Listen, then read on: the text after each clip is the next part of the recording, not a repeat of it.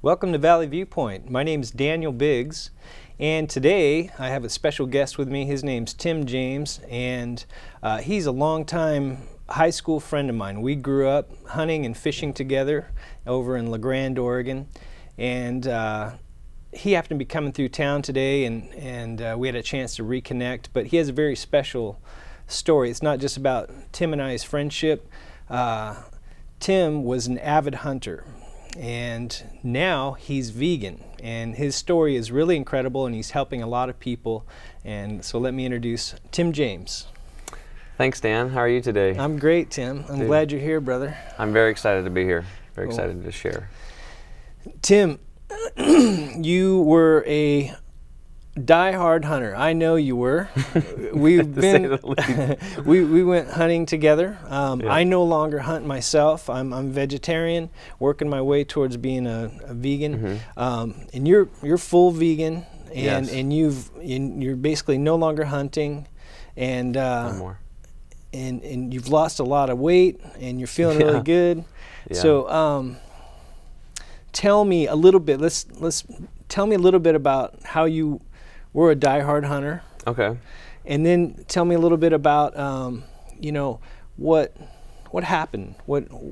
How'd you go vegan? Well, as you know, growing up in Eastern Oregon over in La Grande, their hunting was like family tradition, and everybody did it. And I do everything 100%, and I hunted and fished a lot, and that was a big part of my life. And in fact, it was so much that when I had my boys, I named them their middle names. My first boy was Hunter, and the middle name of my second child, Kyle, was Fisher. So if that tells you how I was into hunting and fishing, I actually named my children after those sports. So that's kind of what happened there. And after I kind of grew up with the standard American lifestyle, standard American diet, and I found myself at age 37 about 30 pounds overweight. I had some severe digestive tract issues. I had leaky gut syndrome. I didn't know it at the time. I had an organ removed, and that was not fun, going under the knife. On a vacation that got ruined, not only for myself, but for my wife and her father who was with us. And I had 2 skin issues, one on my shoulder and one on my knee, some like psoriasis and eczema, and I've been trying to remedy that with prescriptions and little salves and stuff that the doctors recommended. It just wasn't working. And I had acid reflux so bad that I was eating Tums and Rolaids literally like they were going out of style, and I was about this close to going on to Prilosec. And I thought everything was pretty much fine because I was just doing my thing, living my life. So tell me about a day in the life of Tim James back then. Like, you'd be hunting, and then you'd be eating meat, and Yep. Tell me a little bit about that. Yeah, so we had our own meat processing plant basically at the farm. So we raised Hereford cattle, and we had a hay farm. And hunting and fishing, we had the meat locker with the hooks, the pit to wash the meat off. We have our own meat saw, meat grinder. We made our own sausage, our own pepperoni, our own jerky. Meat was a big part of my life, to say the least. I didn't think you could exist without it, and I thought it was part about being a man. And you like to hunt. You did a lot of hunting, And do you think that? Would you say, knowing what you know now, that was meat part of the problem of your health? Oh, absolutely, absolutely. It was a huge part because it's acid-based food, and the foods that I eat now are alkaline-based. I eat plants. So lots of sprouts. We got to reminisce a little bit last night, and you were telling me about a good friend of yours named Clay. Yes. Can you tell me, and this story kind of triggered a change in your life? Yeah, so Clay was a friend of mine on one of the baseball teams that I played on down in Portland, adult men's league, and Clay got diagnosed with cancer and went through standard care, chemo, radiation, and surgery, and we ended up losing him, and he died 80 pounds under his weight. Left 3 boys behind from ages 6 to 17, did not have insurance, and we did a big fundraiser, and you go to his funeral and stuff, and it was a shocker. It was a shocker because that was somebody that was like my age, that I had lost to cancer. Now, my grandma had died of brain cancer. She went through standard medical routes as well. And then my aunt had died of melanoma, skin cancer, standard medical routes as well. So that had been my experience with cancer, is you get it and there's not a whole lot you can do about it. And then you had another friend that was diagnosed with cancer. Tell us a little bit about that. Yeah. So then right after Clay passed, another good friend of mine at age 43, Charles, he gets diagnosed with chronic lymphocytic leukemia, which was what he was told was an incurable, a blood cancer. He was up at OHSU with the top specialist up there on that. And they pretty much said that there's not a lot they can do. They'll hit you with chemo, that'll knock it back, but when it comes back the second time, it comes back with a vengeance, and that's it. And then at that point in time, all there is experimental drugs. So the hope for him was that they find a cure before his time was up. Wow. And that really wasn't in the cards for Charles. So Charles decides to try a little something different. Yeah. And he ends up going to a place, Hippocrates. Yeah, Hippocrates Health Institute. And he takes you with him. Yeah, he asked me to go with him. He said, hey, I'm going to go try this natural route. He goes, I've done my research online. His wife actually had been to the Hippocrates Health Institute back in a long time ago when it was in Chicago. She just went to lose 5 pounds because it's for longevity as well as for healing. They've been around 60 years. It was founded by a gal named Ann Wigmore, who healed herself of stage 4 colon cancer using grass and natural herbs and stuff like that. And he decided to go there, asked me to go with him, and I was like, I'm in. Whatever you need, man, I'll help you. I had no idea what I was getting into at that point, though. Mm-hmm. Well, tell me about I love the story you tell me when you're there and you're, just give us that story. What happens? Well, so on the plane flight, Charles told me, he says, oh, by the way, when we get there, there's no meat, there's no dairy, there's no salt, there's no sugar, there's no vinegar, and there's nothing cooked over 115 degrees. So for me, I was a little concerned because my whole life, I told you, revolved around meat. So I was a little freaked out. But I thought, you know what, this isn't about me. This is about my friend. I mean, my God, he's got cancer. They probably have a salad bar or something. I'll just eat that for 7 days. I'll be fine. I got to focus on him and making sure that he's well. And when we got there, they had us drinking lots of water, purified water with lemon and lime juice. We started learning how to make our own wheatgrass shots. We had wheatgrass shots twice a day, and we had these big, huge green drinks twice a day.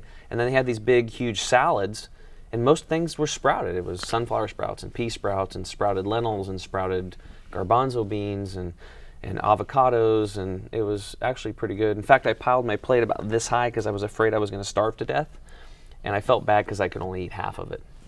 And then what happened is that by Wednesday, I wasn't even hungry anymore. I couldn't eat.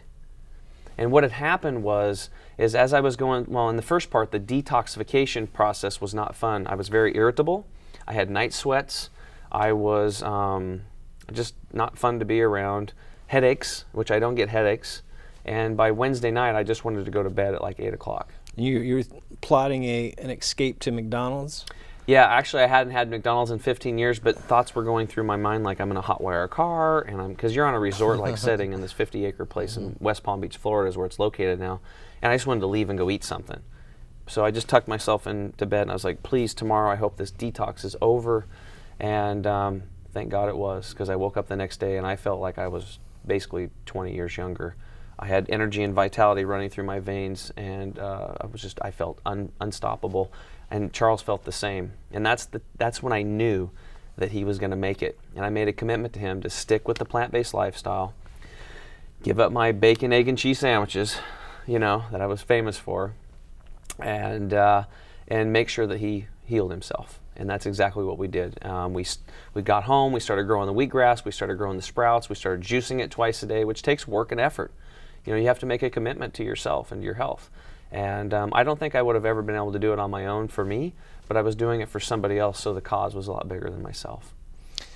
And then tell us what happens next. You guys tackle a marathon.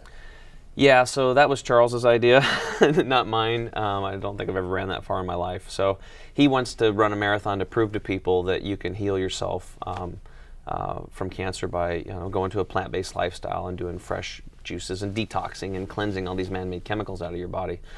So he asked me, he said, hey, why don't you do this marathon with me? And how far is that? And it's 26.2 miles. I'm like, yeah, I went to Hippocrates, I'll do the juicing, but I ain't running that far, dude. That's a long ways. So a couple months went by, and in the back of my mind, it was just eating at me. My dad had always taught me, finish what you start, finish what you start. And I'm like, God, I just haven't finished this journey with Charles. And I reluctantly called him up, and I just said, hey, man, I'm going to run the marathon with you. And he's like, oh, great. He goes, because it's getting really boring training because all we do is run, right? So I started training with him, and we finished the 2012 Portland Marathon together. I ran right beside him, and it was a pretty awesome moment. Charles was diagnosed basically with an incurable cancer. Yeah. But through this vegan diet, through the plant-based diet, through the juicing and all these the detoxification, getting the chemicals out of the body, how's his health now? He's thriving. He Cancer? No cancer. He went from bankruptcy and cancer diagnosis to a thriving business and very healthy. It took him a little over 2 years, which is just about what they told us there for his type of cancer. Wow. In fact, they said it was actually one of the milder forms of cancer. Huh. And the doctor looked, I'll never forget, I was in the room with him when he was talking to the head doctor there, and he said, look, this is a mild cancer. He goes, you should be fine in a couple years. But if you're going to have to make some changes. Because if you do, you're going to live well into your 90s and be a grandfather. But if you don't make these changes, you're going to die. But the choice is yours. And that was a heck of a lot better than the options he had been given prior. Yeah. Well, we're getting close to our break. Okay. And I'm really enjoying our talk. And I'm just so happy. I'm happy for you, Tim, because you seem like a whole different person, and you're healthy and excited, and I know you want to share this because it sounds like it's not as complicated as we think. No, it's actually so simple. It was very complicated to me in the very beginning when I was introduced to it. Now looking back, my life before was very complicated, and this is easy. Well, I think you have a message that's timely. I think we can agree our society is not healthy. And there's some real problems with it. So when we come back from our break, we're going to talk a little bit about some of the issues that we find with the American diet and some of the solutions that we can take to live a healthier and happier lifestyle. We'll be right back.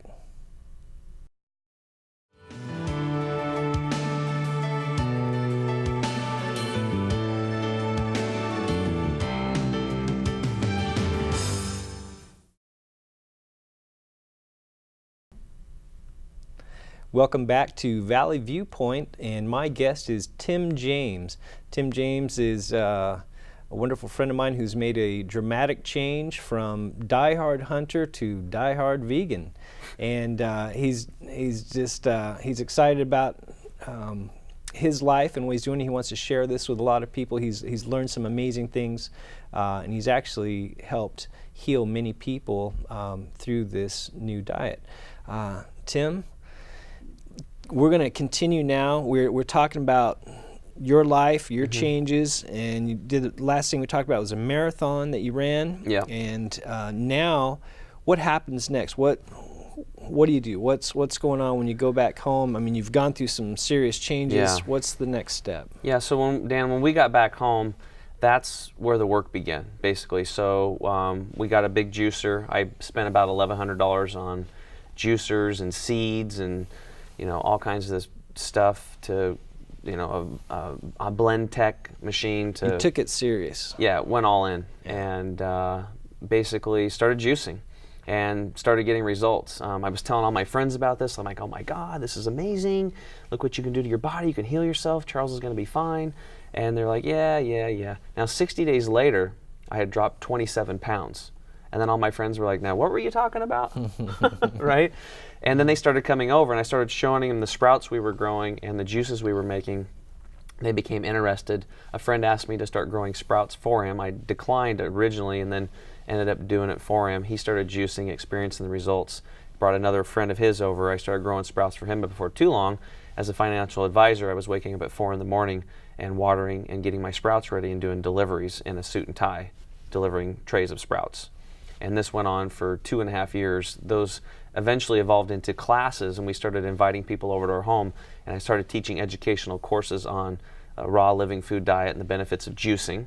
And then we'd make a big raw food meal for people and feed them and educate them, and then try to support them and incubate them and get them going. And a lot of people had cancer, and they were just tired, and they were pretty beat up from like the chemo and stuff. So I ended up growing sprouts for 40 families a week.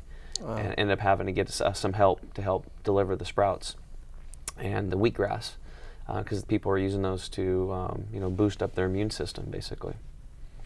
So why sprouts? Why wheatgrass? Well, it's grass is one of the and sprouts, sunflower sprouts and pea sprouts. Those are 30 times more nutritious than fresh picked vegetables. So I could take a handful of a handful of sunflower sprouts, and that would be nutritionally equivalent to consuming 30 handfuls of fresh cut kale out of your organic garden with good soil.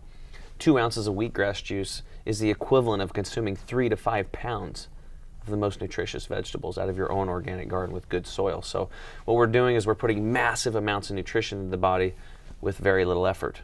Now the problem is after 5 years of doing this, I realized that most people were not succeeding, only about 1 out of 10, because it was difficult, because people's lives today are so busy and so distracted with, soccer and all the sports and the two husband and wife out working and the kids, and it's just crazy, the life. So they didn't have time, and I finally identified that I had to find a solution for these people. So you developed a product, and you're the founder of, you have a company called Chemical Free Body, and Correct. That's found at chemicalfreebody.com, where people can find out more about that. Yeah. But you put all this knowledge into this product that can take some complications out of getting those nutritious things in your body. Yes, absolutely. So what I realized, I went out and interviewed about 100 people that had come over to our classes. We'd had over 1,500 people to our dinner classes, and they all basically said, look, I don't got no time, I'm busy, I need a simple plan, and it's got to be convenient. So it ended up being supplements. Originally I was kind of against supplements because I just wanted to be organic and whole food, but then I realized through my studies that 85% of the nutrition in the soil is gone. It's been farmed out. Even if you're buying organic produce, it's 85% deficient, which means that if the soil is deficient, the plant will be deficient and weak, and then we consume the plant and we're weak. So the way I look at it is like 100% octane, and we're basically living on 15. So I came up with a powder that replaces the 85% that's missing. In fact, we call it Green 85 because it's a Green 85 juice formula. You can take it and throw it in a water and nut milk or a seed milk, shake it up and slam it in 30 seconds. Rinse out your glass and you're done. There's no cleanup, there's no mess, and it's actually about a third of the cost of making a fresh juice. Well, I know I've been really inspired in talking to you, and I know I need a little help myself. I'm gonna be honest, we had an interesting talk as well. We're talking this morning over breakfast, and we're talking about the story of Nebuchadnezzar and how he was sent out for 7 years to. He was eating grass of the field. Yeah. And all of a sudden, there's a whole new slant on this story of Nebuchadnezzar. I thought that was super cool. And in what I understand from studying the Bible, right in Genesis, God, our Creator, is saying, "Hey, by the way, I made you, and this is the food I've given for you." And it sounds like we're getting back to that original diet, and that's what we need to do. Tell us a little bit about what's wrong with the American diet right now. What's killing people? Well, what's killing people, Dan, is, in my opinion, from what I've learned from the doctors that I follow and the people that have the results, the people that are in their 60s, 70s, 80s, and 90s, and their skin's glowing and they're thriving, those are the people I've looked to for my advice, is that we have a few problems. One of the biggest problems is we're cellular dehydration. This is a chronic issue facing most of Americans. I've benchmarked over 500 people in my health coaching students, and only 5% of them are drinking adequate amounts of water. Wow. If you're not drinking adequate amounts of water, you can't be healthy. Number two, chemical toxicity is rampant. We have a little binder we put together talking about umbilical cord tests. Every child that's been tested for man-made chemicals since 2005 has shown over 200 man-made chemicals in the umbilical cord of the young mother and that child, which means that the mother's polluted, the father's polluted, you're polluted, and I'm polluted. Where this ecosystem is, there's over 100,000 man-made chemicals out there, and only 1/4% of these chemicals has ever been tested. The rest of them are released out into the food chain, into our water, into our air, and it's almost like there's no regulation for this, and it's not good. So that, and then the last part would be a lack of nutrition. Americans are literally walking around malnourished, but overweight, because your cells are starving for nutrition, and they're going to be sending signals to you to eat and eat and eat. So we do, and we eat and we eat and we eat, but the connection from Mother Earth has been broken. The nutrients in the soil are gone. So the more we eat, we can never really satisfy our hunger for nutrition because it's not in the soil, right? So if we're deficient, then we just start breaking down. Now, if you're not drinking enough water, you're loaded with chemicals, and you're not getting enough nutrients, it's just a matter of time before the wheels fell off. Now, our parents and our grandparents, they could live well into their 80s before the wheels started falling off. But today, it's happening to the younger generations, and now even people in their teens are getting sick. In fact, the scariest fact is that the number one killer for our babies, our children, forever has been accidents. And today, from 0 to 5 years old, number one killer is now brain cancer. It's overtaken accidents. And that is environmental, that's chemical. And from kids 5 to 16, it's still number one killer is accidents, but number two killer is a tie between brain cancer and leukemia, both environmental and toxins. So your goal, and I really am so thankful for what you're doing because you're excited about it. You've taken this message, you've run with it, you've embraced it, it's changed you. Yes. And now you're sharing it and wanting to help people. And from what I understand is you're just trying to get the chemicals out of the body. Yeah, that's one thing. And nutrition's in. Nutrition in. And get us hydrated. Simple. It's not super complicated. No, it's really easy. And it's really cool, and I love hearing the stories about how you're helping people and how these products are having dramatic effect. It's really neat. It's a wonderful thing that you're doing, and I hope that people that are watching the show will be inspired to drink some more water and to consider what they're putting in their body. Yes. You told me just this morning, hey, how do we stop these people that are putting chemicals in the food? Well, we stop buying them. Simple. It's simple. Yeah. We literally hold all the cards. Sometimes I get up and I talk, and I'll be educating people about chemical toxicity and all this stuff, and it's in our clothing, it's in our food, it's in our air, it's in our water, and people are like me in the beginning, they get overwhelmed. But the good news is we hold all the cards. You see, it's as simple as, instead of buying Tide detergent that has chemicals in it, that you're going to pour onto your clothes and chemicalize your clothes, and then wear those clothes and then off-gas that into your skin, and it goes right into your bloodstream. And then when you drain the washer, those chemicals go down out. Where do they go? They end up in the ecosystem and circulate, and they end up back in your body, my body, our community's body. And it could be as simple as purchasing a company over here that has sustainable packaging, has a sustainable, non-toxic cleaner for your clothes, and then you don't pollute you don't pollute your family, you don't pollute your fellow neighbors. Very simple. We've got just a couple minutes left in the show, Tim. Is there a message you'd like to share with the audience, if there's one or two things they could really take away from what you've learned and what you'd like to share, what would that be? Sure. I think I would like to share with you guys that it's very important that you take your health into your own hands, that you take 100% responsibility for your health and not rely on other people. Let them guide you, but listen to your inner voice and follow your instincts.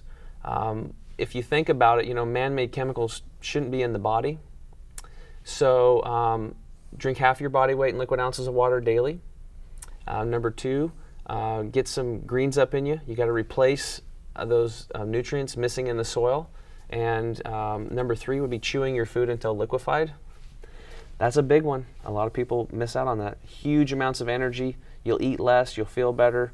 And you guys all have the power to make change because you have the buying dollars. All of us combined, we have this little bits of money in our pocket. And what you decide to do with that money is going to change industry. If you feed the beast, these big corporations that really, will go on the side of being nice and just saying that maybe they just don't know what they're doing. But if you demand high quality foods that are free of man-made chemicals, that are fresh, and products that don't have all this stuff in it, then that's how industry is going to change. Because if the money stops flowing, they will make a change or they will go away. And either one's okay with me. Start supporting local businesses, local farmers, local communities that are doing things that are plant-based and that are sustainable. That would be it. Well, Tim, it's so good to see you, and I'm so glad we got to connect, and it's just neat seeing where we're at in life. Yeah. Who would have thought you and I would be eating veggies I know. at this point in the game? And happy to do it. Yeah, and I've been really inspired. And I just like to let you know, I hope that you've been inspired by this program, and that if you'd like to know more about how to get these chemicals out of your body and some ways to really make a dramatic change, how to lose weight, feel better, and combat disease, I would really recommend you get a hold of Tim and check out his website at chemicalfreebody.com. It's a very timely thing. This is what Tim's doing is very important for our environment and for our health and for our minds. And we thank you for watching today and hope you were blessed by this message.